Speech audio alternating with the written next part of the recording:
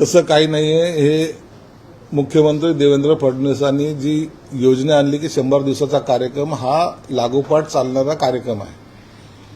ही 5ही वर्ष त्याच स्पीडने काम करण्याची एक सुरुवात त्या टायमाला केली. आणि गाडीचं सारखंच असतं, पहिल्या गिअरमध्ये गाडी डायरेक्ट टॉप गिअरमध्ये टाकता येत नाही. ते पहिल्या गिअरमध्ये काही ज्या चुका असतील, काही कामाच्या पद्धतीमध्ये स्लो डाऊन झाला असेल किंवा काही कामाची सुरुवात झाली असेल तर त्या 100 दिवसामध्ये जेवढं काही केलंय ते समाधानकारक आहे की नाही हे तपासण्याचं काम मुख्यमंत्री साहेबांनी केलेलं आहे. आणि म्हणून आता हे पुढचा सेकंड गिअर, थर्ड गिअर आणि टॉप गिअर पडायला थोडासा कालावधी लागतो.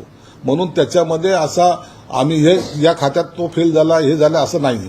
राहिला प्रश्न काही मंत्र्याबद्दलचा, ज्यांचा परफॉर्मन्स चांगला नसेल त्यांची इत्तंभूत माहिती हे मुख्यमंत्री साहेबांकडे असते आणि ते सगळ्या बारीक गोष्टीकडे लक्ष ठेवून सुद्धा असतात. मग जर एखादा मंत्री काम करत नसेल किंवा कामात बदलतो जो स्लो डाऊन असेल तर त्याची दखल मुख्यमंत्री घेतील.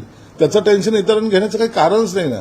मग तुम्हाला रोबोट आणायचा आहे का विदाऊट मंत्र्याचं सरकार चालवायचं आहे, हा सर्व निर्णय हा मुख्यमंत्र्याचा आहे.